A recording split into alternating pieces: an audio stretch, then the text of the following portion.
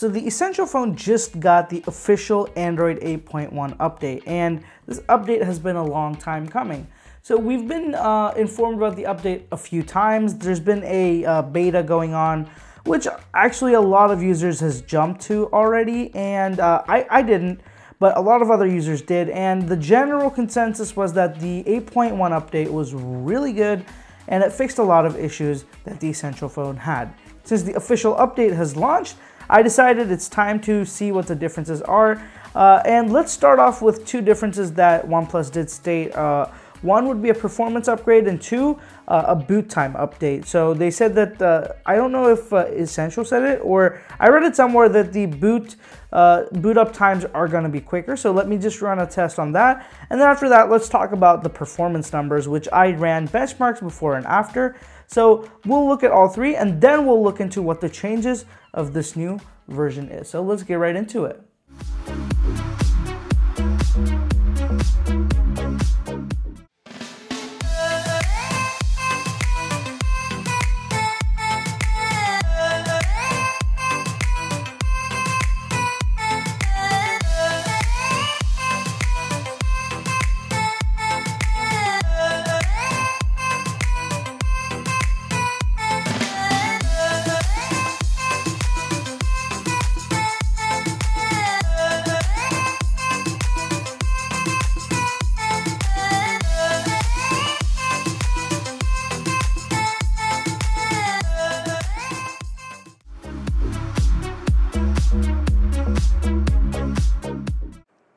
Some very interesting results there from that boot test. And now let's move on and look at the benchmark. So starting off, I'm going to be looking at Geekbench. So on the Geekbench side, we have before the update 1899, so 1899, and that's a single core score, and 6383 multi-core. And after the update, we had 1924 single core and 6616 multi-core score. So you know, there's a jump on both the single and multi-core scores, but single core score is just not that big. It's a couple of points, whereas the multi-core score was 300 points up. So pretty decent improvement there. So that's a good thing, and performance definitely seems to be a little bit better on the updated 8.1 version. Now moving on into Antutu benchmarks, which was a little bit more surprising. Now, generally, whenever I ran Antutu on 7.1, which was the software I was running before 8.1, the scores I would get were somewhere in the 190,000s range. But right before I right before I updated the phone, I ran Antutu one last time, and I got a score of 181,761. And now you see why this is such a difference, because after the update, I got 203,097. So that's a jump of 20,000 in the matter of one update, and I'm not sure exactly what was going on here. Maybe there was just something to do with my phone at that time, but that was just, there's a pretty big jump in score there, so that's a very good thing. And overall, you know, Geekbench and Antutu don't tell the full story, but I can definitely tell you that the performance seems a lot better after the update, and it just feels a lot more stable, regardless of speed. The speed seems to be fair, but the stability of everything is excellent. So let's move on and look at some of the other changes that this update has brought.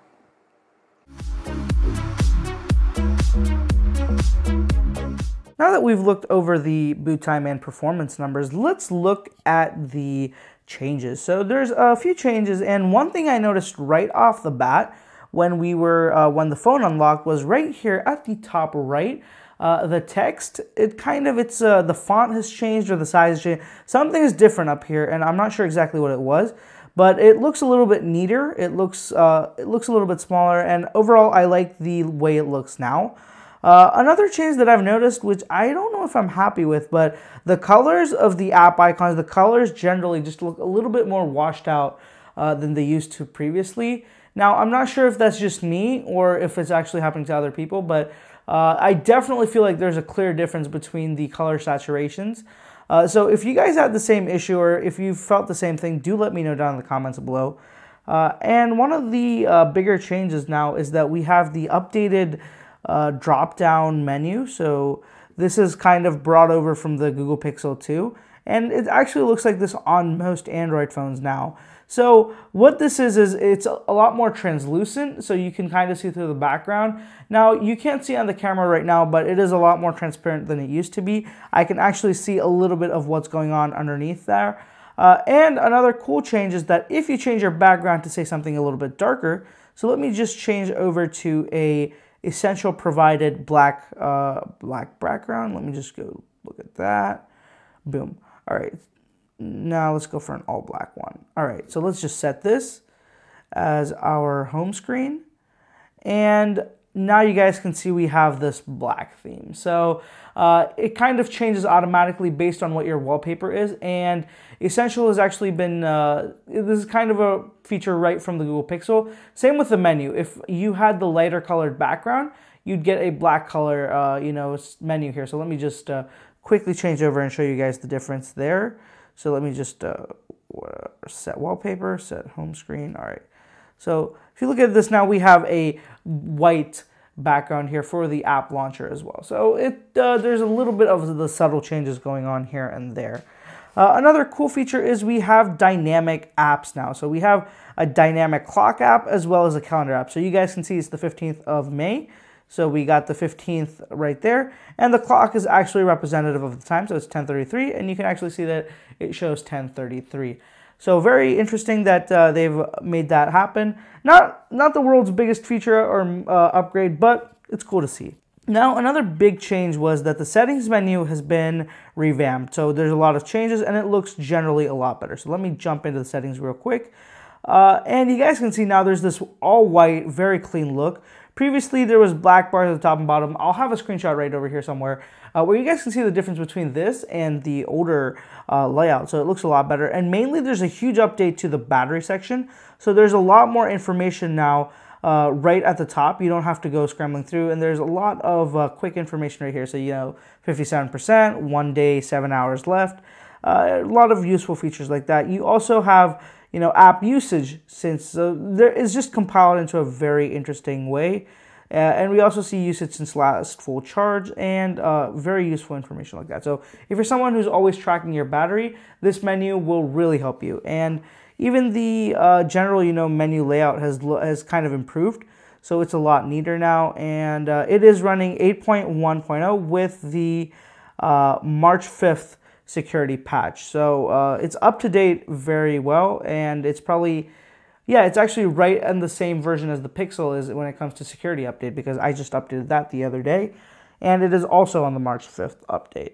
Another cool thing that we have are the new emojis. So I mentioned this when I talked about my Galaxy update video, where I mentioned that there's new emojis. So this is actually a new emoji all around for everybody on 8.0. I didn't realize that. There's a new Unicode update, which has allowed all these phones to finally get decent looking, normal looking emojis, and not the weird ghost type characters that used to be around with the Android emojis, which were just weird looking, to be honest. Now we got the normal looking ones, and they look so much more consistent across devices now, which is good.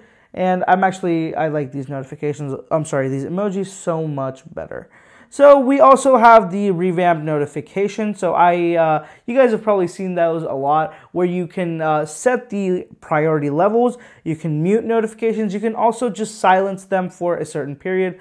So you have a lot more flexibility with notifications, but the way they're shown hasn't really changed on the Essential phone. So perfect, I just got a notification on Instagram here, so you guys can swipe over and you guys can just hit the set. Oh crap. All right, so unfortunately I just swiped it away, but you guys can get the gist. You can customize all the settings related to the apps. So moving on, so there were another few changes that were mentioned. So somewhere I heard that the camera app also will be getting a few updates.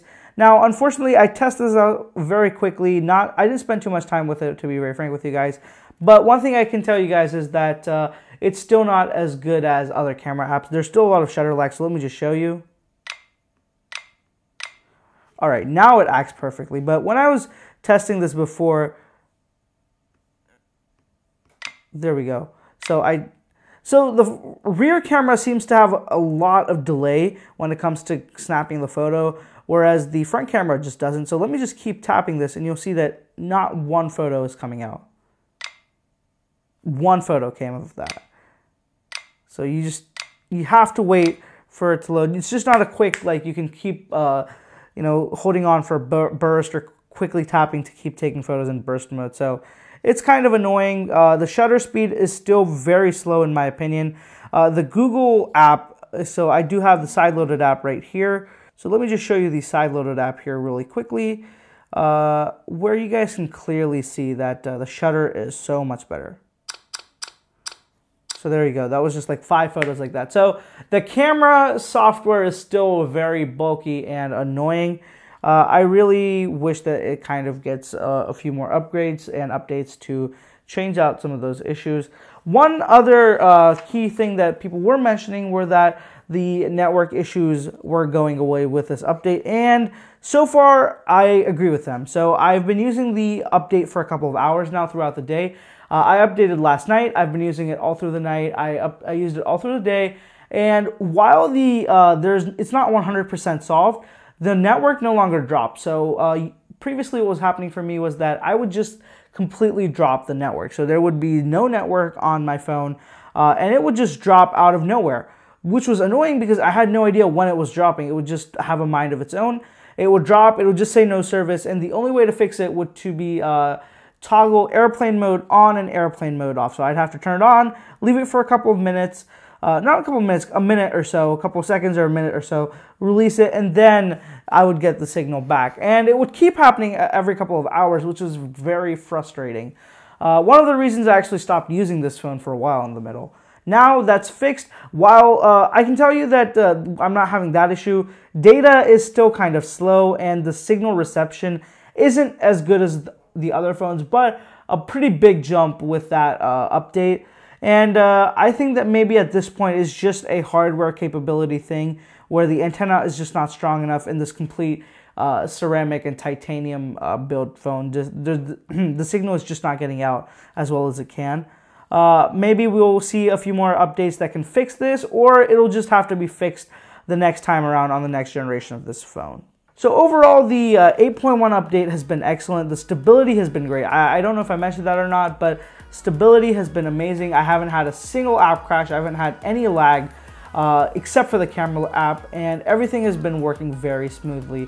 Now, I'll also go into, I did the boot time test, and I've done the benchmark, and the benchmarks had a pretty big gap there. So definitely we saw that there's been a pretty good update here in terms of refining the phone and making it feel a lot faster. So hands up to Essential for getting that update out and making sure that it performs as it needs to. And if you guys have an Essential phone, I highly recommend that you update as soon as possible. So that wraps up this video, guys. If you want to watch more content around the Essential phone, be sure to subscribe to the channel for more content.